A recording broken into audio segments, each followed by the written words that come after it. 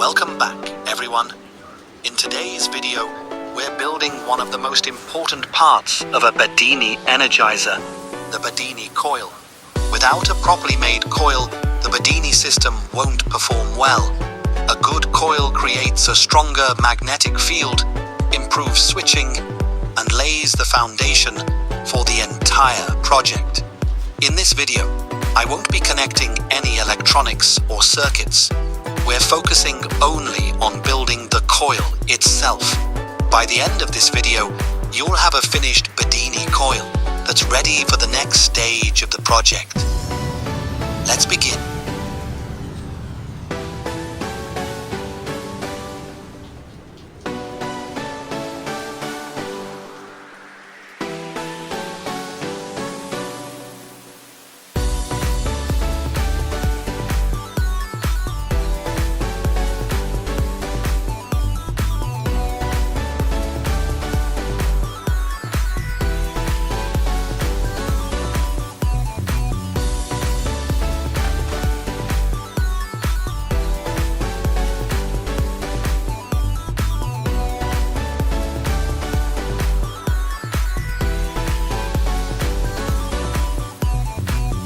Preparing the welding rod core. The first step is preparing the welding rods. These rods come with a protective flux coating, but for this project, we only need the steel core. Carefully remove all the flux until the bare metal is exposed. Once the rods are clean, wipe away any remaining dust or debris.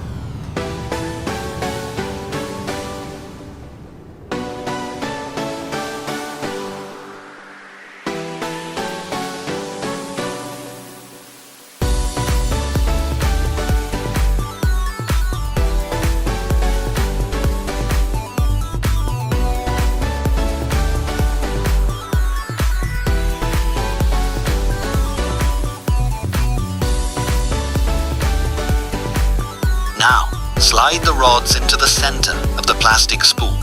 It should fit firmly without wobbling.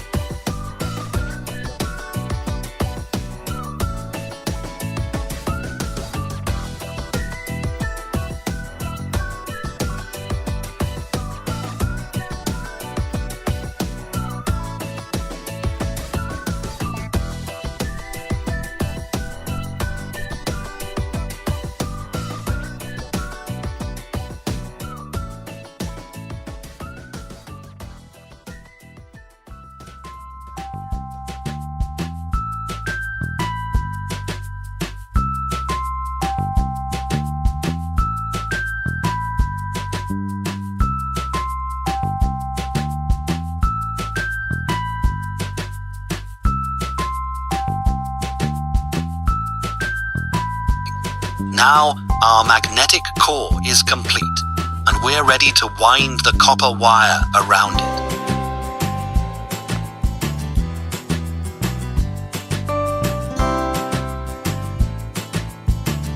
Now that our welding rod core is ready, it's time to prepare the copper wire. For this Bedini coil, I'm using 2 equal lengths of enamel-coated copper wire. Before I start winding, let me show you the wire I'm using. For the trigger coil, I'm using 24 AWG enamel copper wire. For the power coil, I'm using 21 AWG enamel copper wire. The thinner 24 gauge wire is used for the trigger winding, while the thicker 21 gauge wire is used for the power winding. I'm winding both wires together on the same spool, so they stay side by side throughout the entire coil. For this build, I'm making between 250 and 300 turns.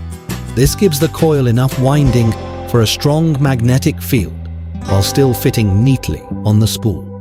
As I wind the coil, I keep steady tension on both wires and make sure every turn is placed neatly beside the previous one. A clean, evenly wound coil not only looks professional, but it also makes troubleshooting much easier later. I'm taking my time because this coil is the heart of the Bedini energizer. The better the coil is built, the better the project can perform in the next stage. Now let's continue winding until we reach approximately 250 to 300 turns and complete the coil.